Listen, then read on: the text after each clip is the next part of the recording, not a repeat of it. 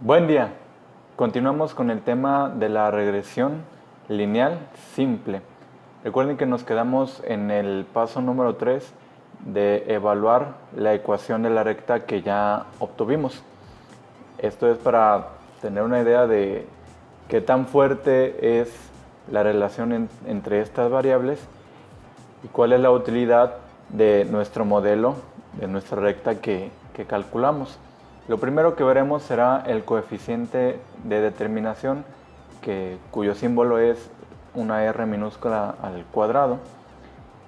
Y bueno, tenemos aquí nuestro diagrama de dispersión que ya habíamos visto con su respectiva ecuación de la recta de nuestro modelo. Y trazaremos una línea que es paralela al eje de las X y que corta también en el eje de las Y en 101, es decir, en la media de Y. Vemos que los datos, es decir, cada punto se desvía, es decir, se separa de la media en diferentes distancias. Y también se separa de nuestra ecuación de la recta. A la separación entre la media de cada punto le vamos a llamar desviación total. Esta desviación total tiene dos partes. Una es la desviación explicada, que es la diferencia entre la media y la ecuación de la recta. ¿Por qué es explicada?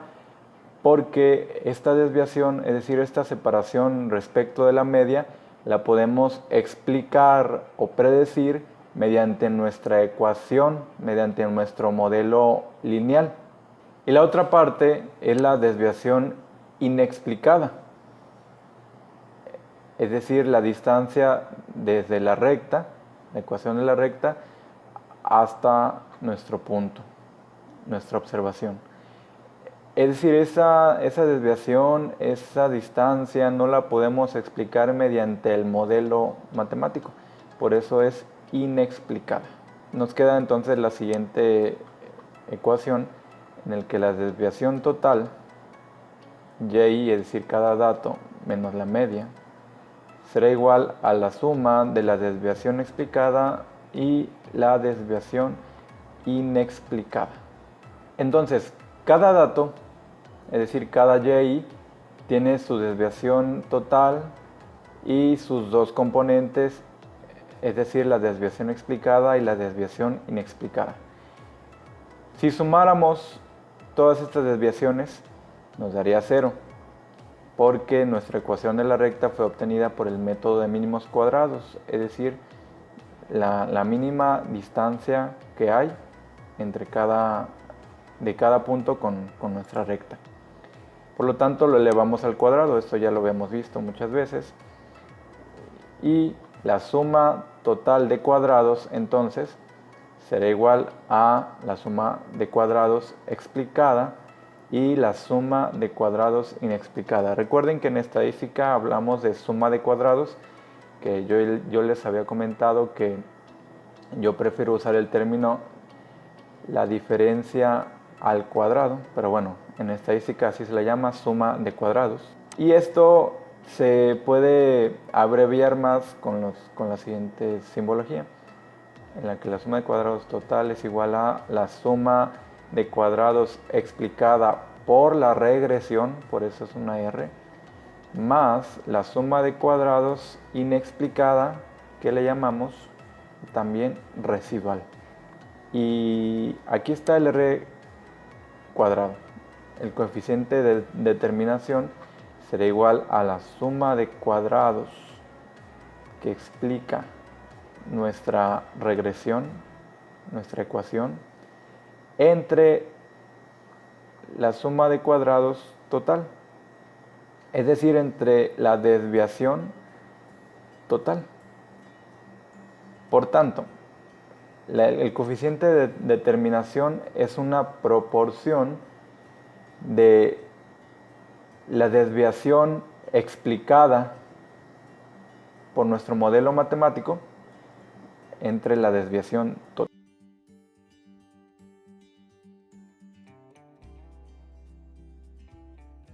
¿Por qué no consideramos a la desviación, a la suma de cuadrados inexplicada, que es prácticamente la desviación inexplicada? Porque lo que se busca es que esta desviación de error o inexplicada sea lo más pequeña posible. Es decir, que los puntos estén lo más cercanos a la recta, es decir, para que podamos nosotros predecir y estimar a y con mucha exactitud.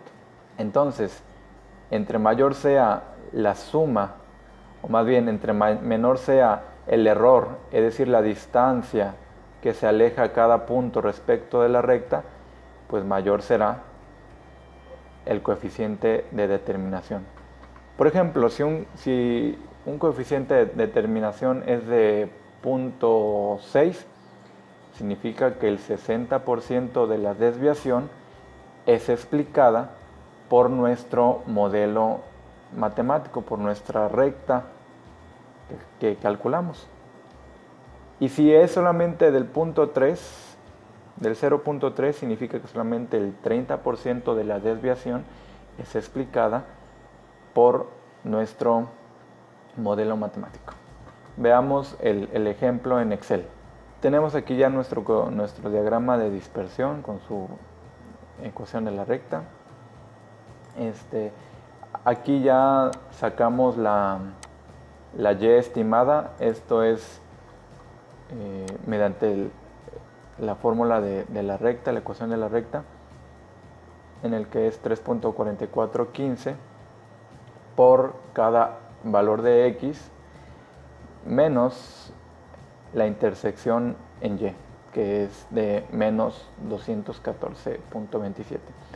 Lo calculamos para cada valor de x y después nos pide que saquemos la diferencia entre cada dato respecto de la media. Aquí está, cada dato respecto de su media. Después nos dice que lo elevemos al cuadrado y lo sumemos. Aquí está la sumatoria. Ya sacamos la desviación total, es decir, la suma de cuadrados total. Ahora tenemos que sacar la suma de cuadrados explicada. Esto es la y estimada con nuestra recta menos la media. Aquí lo tenemos. La y estimada, es decir, lo que da la ecuación de la recta, menos la media, que es una constante en este caso. Y así para cada uno de ellos. Aquí puse dos columnas. Una para sacar la diferencia y luego esa diferencia para elevarla al cuadrado. Y después sumarla. Pero Excel nos da una función que se llama suma de cuadrados. Porque esta es una operación común en estadística, en la que ya automáticamente me va a sumar todos estos datos y primero los eleva al cuadrado y luego los suma. Es decir, me ahorro esta columna. Y pues así lo hicimos, ¿no? Lo mismo hacemos ahora con la diferencia de cada dato respecto de la recta, es decir, la suma de cuadrados inexplicada. De la misma manera, la diferencia, y utilizamos la función suma.cuadrados. Y finalmente, para sacar el coeficiente de determinación, observamos la fórmula, es la suma de cuadrados explicada entre la suma de cuadrados total. Y nos da un valor de 0.66. Esto significa que el 66% de la desviación es explicada por nuestra ecuación de la recta. Esto también lo podemos sacar con Excel de manera automática. Agregar elemento de gráfico, línea de tendencia, más opciones de línea de tendencia. Y aquí le decimos que nos dé el R cuadrado del gráfico. Y miren cómo nos da aquí el R cuadrado de 0.6601. Y como lo calculamos nosotros, 0.66. Y así obtenemos el coeficiente de determinación.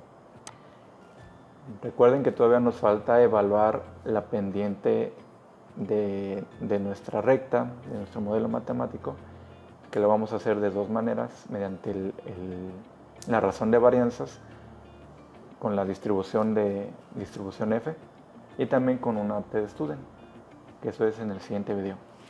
Hasta la próxima.